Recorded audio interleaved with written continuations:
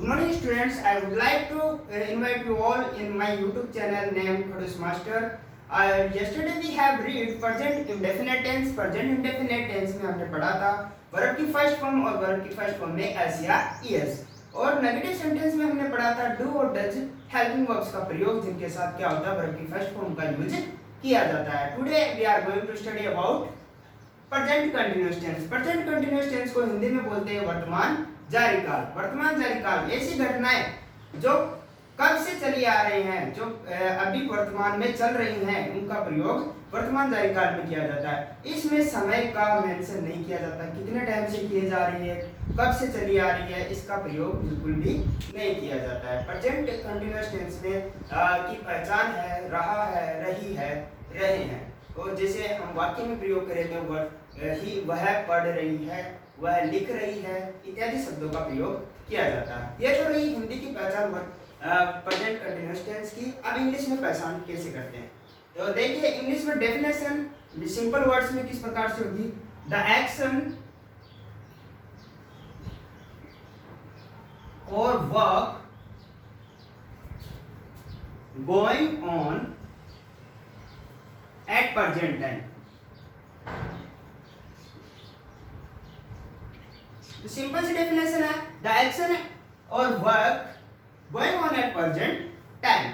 इसमें देखिए इस जो एक्शन है वो कार्य है वो मतलब वर्तमान समय में चलते आ रहे हैं, लेकिन इनमें समय का मेंशन नहीं किया होता है कि कितने समय से किए चले आ रहे हैं, किया जा रहा है इनको. तो इनमें देखिए हम सबसे पहले पढ़ेंगे अफर्मेटिव सेंटेंस पढ़ेंगे. Affirmative sentence. अफर्मेटिव सेंटेंस को हमने कल बताया था क्या बोलते हैं, सकारात्मक वाक्य. Affirmative sentences.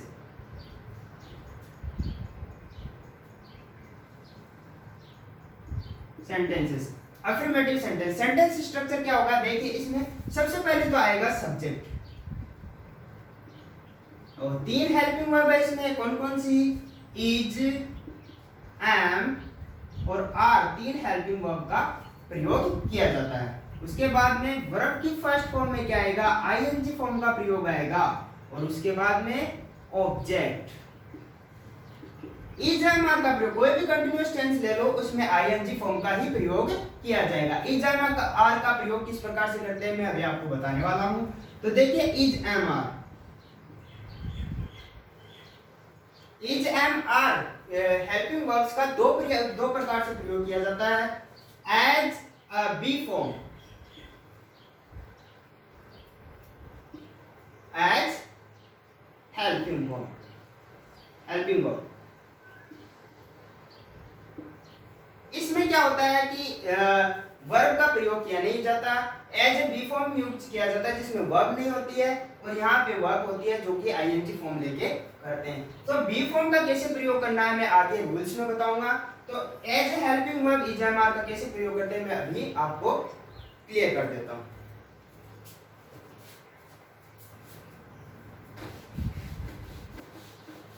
देखिए इज का मतलब है. तो इज का प्रयोग सिंगुलर सब्जेक्ट के साथ किया जाता है.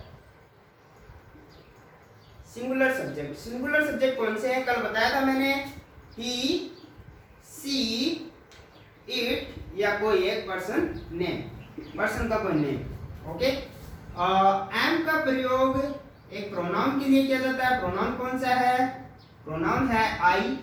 आई एक स्पेशल है यहाँ पे प्रेजेंट इंडेफिनिट में, इसलिए आई के साथ एम का प्रयोग किया जाता है. आर हमेशा प्लूरल सब्जेक्ट के साथ किया जाता है. प्लूरल सब्जेक्ट कौन कौन से हैं, यू, वी, दे या एक से अधिक नाउन. तो ये तो रहा इन हेल्पिंग वर्ब्स का प्रयोग. और अब हम क्या करेंगे, क्रिया की कौन सी आईएनजी फॉर्म हम यूज करेंगे. तो बनाते हैं हम अफर्मेटिव सेंटेंस. अफर्मेटिव सेंटेंस हमारा सेंटेंस स्ट्रक्चर क्या आ गया, सबसे पहले सब्जेक्ट रहेगा, फिर इज एम आर, फिर वर्ब की फर्स्ट फॉर्म में आईएनजी और फिर ऑब्जेक्ट का प्रयोग किया जाएगा. एग्जांपल के तौर पर देखिए, he is reading newspaper. they are playing guitar. I am listening song. तो इजमार का प्रयोग देखिए, तीनों साइकिलों का हमने प्रयोग किया है। ही सिंगुलर है, इसके लिए इज का प्रयोग किया गया और आईएनजी फॉर्म है। दे प्लूरल है, इसके लिए आर का प्रयोग किया गया है, इसलिए आईएनजी फॉर्म है। और आई के साथ स्पेशल पर्सन है, तो यहाँ पे हमने अभी पढ़ा था कि आई के साथ एम हेल्पिंग वर्ब का प्रयोग किया जाता है। तो ये तो रहा हमारा अफर्मेटिव सेंटेंस। अफर्मेटिव सेंटेंस के बाद कौन सा सेंटेंस आता है? Negative sentence. तो चलते हैं नेगेटिव सेंटेंस में।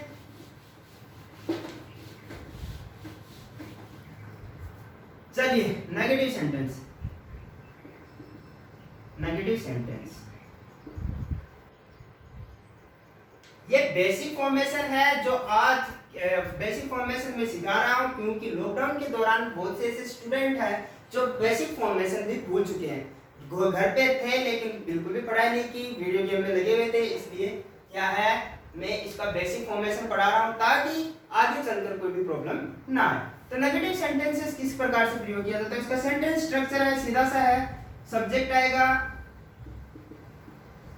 फिर आएगा इज, एम और आर के बाद जस्ट बाद में थर्ड नंबर पे बताया था मैंने, नोट का प्रयोग किया जाता है। तो यहाँ पे आएगा नोट और फिर आईएनजी फॉर्म का प्रयोग, वर्ब की फर्स्ट फॉर्म में आईएनजी और फिर ऑब्जेक्ट सब्जेक्ट। एग्जांपल बनाते हैं, जैसे they are not playing football. वे क्या नहीं कर रहे? फुटबॉल नहीं खेल रहे हैं। My mother is not cooking food. मेरी माता जी क्या नहीं कर रही? भोजन नहीं पका रही। हालांकि पकाती है, लेकिन हम यहाँ पे सेंटेंस वाइज चल रहे हैं, इमोशन वाइज नहीं चल रहे। I am not reading newspaper. मैं क्या नहीं पढ़ रहा हूं? न्यूज़पेपर नहीं पढ़ रहा हूं।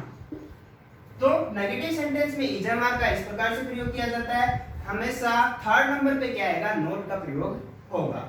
अगला सेंटेंस हमारा इंटेरोगेटिव। इंटेरोगेटिव सेंटेंस मैंने बताया था कल, दो प्रकार के होते हैं। कौन कौन से?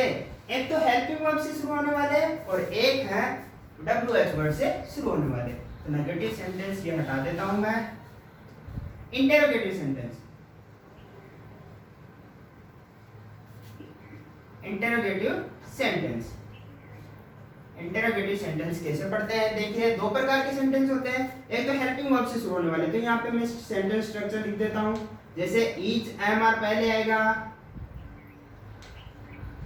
फिर सब्जेक्ट आएगा, उसके बाद में आएगा वर्ब की फर्स्ट फॉर्म में आईएनजी और फिर ऑब्जेक्ट आ जाएगा और लास्ट में क्या आएगा स्टूडेंट्स? Question mark. तो देखिए, कोई भी अगर हेल्पिंग वर्ब से क्वेश्चन शुरू हो रहा है तो उसका आंसर हमेशा यस और नो के अंतर्गत ही दिया जाता है। और अगर WH वर्ड से शुरू हो रहे हैं तो पहले आएगा WH वर्ड। WH वर्ड है, कल मैंने बताए थे। अगर आपने वीडियो स्किप कर दिया है तो फिर से आप देख सकते हैं। WH word is, am, are, फिर आएगा सब्जेक्ट आपका, इसके बाद में आएगा वर्ब की फर्स्ट फॉर्म में आईएनजी और फिर आ जाएगा ऑब्जेक्ट। और क्वेश्चन मार्क तो आना ही आना है। Without question mark there is no interrogative sentence. Okay, तो एग्जांपल में चलते हैं। जैसे इज सी सिंगिंग सॉन्ग। क्या हुआ है? क्या नहीं, क्या कर रही है? क्या हुआ? गाना गा रही है।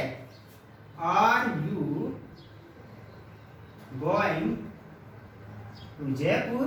क्या तुम कहां जा रहे हो? जयपुर जा रहे हो।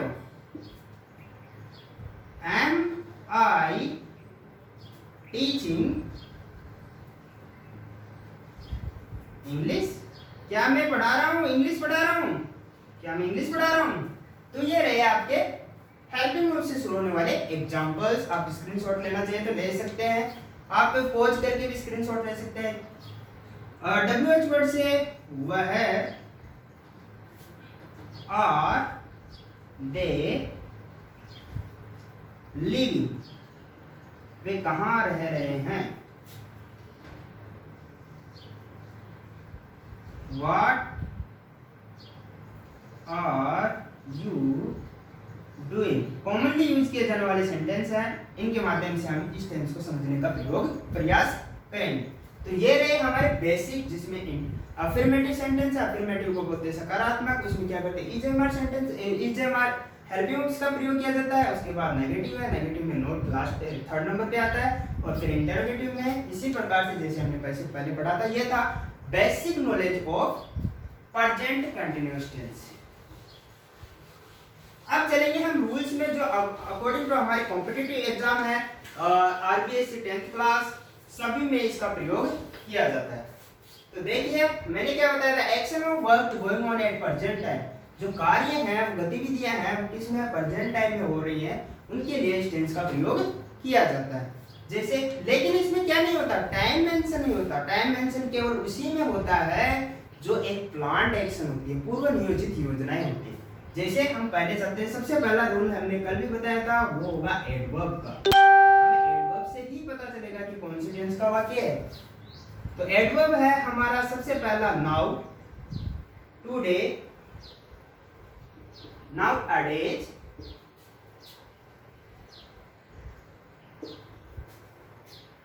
at this time,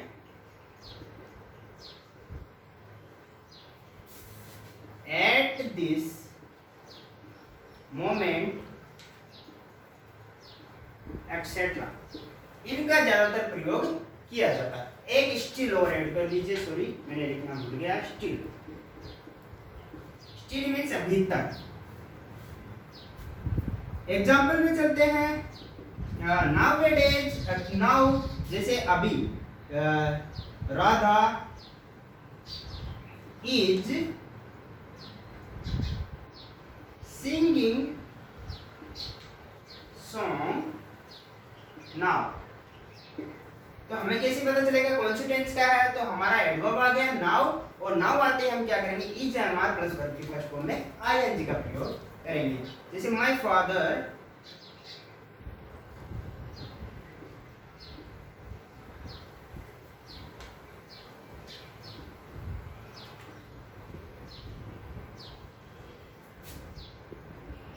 playing cricket nowadays, आजकल मेरे पिताजी क्या कर रहे हैं, क्रिकेट खेल रहे हैं। तो है इसमें एडवर्ब का प्रयोग इस प्रकार से किया जाता है। एडवर्ब आते ही हमें कौन किसका प्रयोग करेंगे, is and are plus verb की फर्स्ट फॉर्म में आईएनजी। एडवर्ब से हमें पता चल जाएगा कि ये कौन सी टेंस का सेंटेंस है।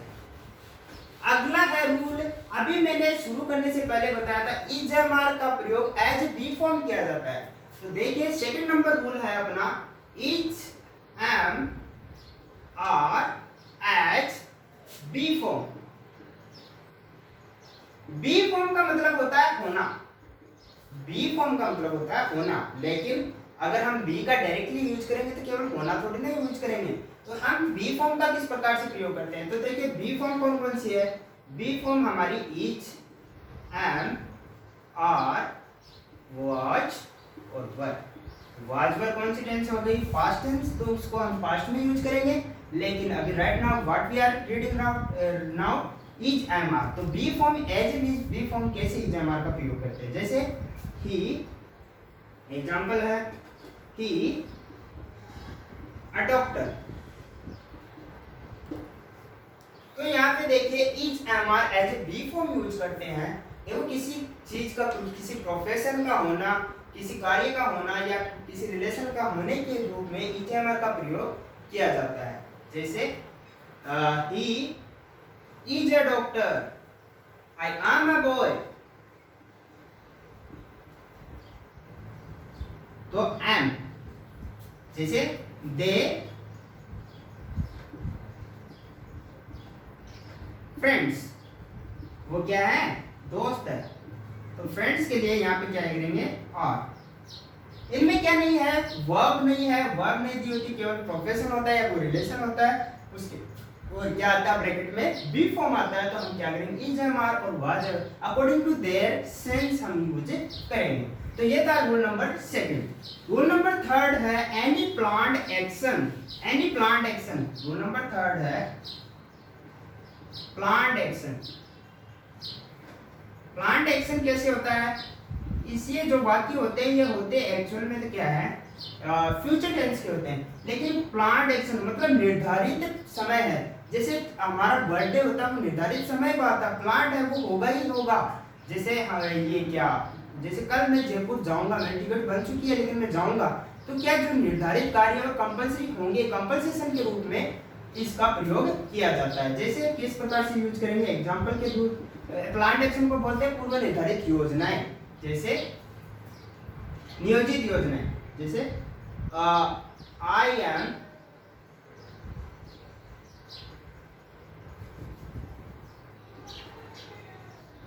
organizing a party on my birthday.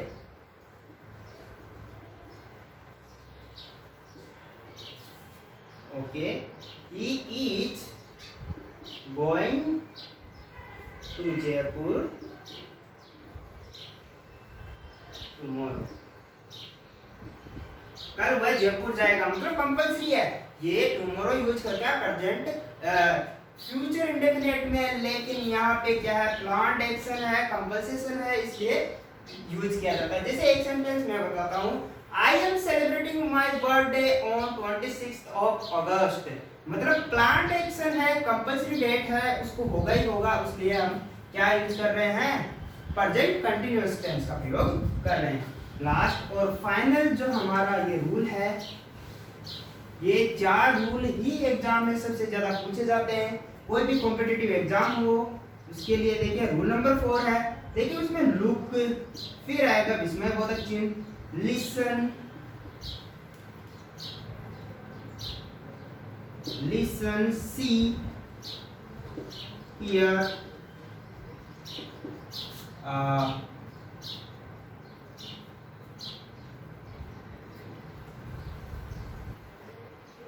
इस प्रकार के वाक्य आने पर लुक, लिसन, सी, हाँ इस प्रकार के वाक्य आने पर हम प्रेजेंट कंटिन्यूअस का, और शर्त क्या है, ये आएगा विस्मय बोधक चिन्ह का प्रयोग आएगा। जैसे लुक,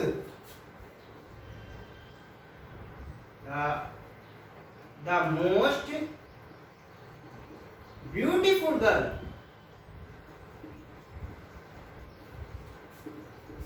इज कमिंग। देखो क्या हो रहा है, जो बहुत ज्यादा सुंदर लड़की है वो आ रही है। Listen, Tansen is singing song. सुनो, तानसेन क्या कर रहा है, गाने गा रहा है। सी, my father is going.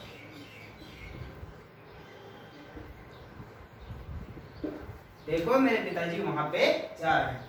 Here, the bus is coming. सुनो क्या आ रही है, बस आ रही। तो ये 4 रूल्स थे हमारे इस टेंस के, तो हमने पूरी तरह से पढ़ लिए। आपको ये वीडियो कैसा लगा, लाइक और सब्सक्राइब करना ना भूलें। Thank you.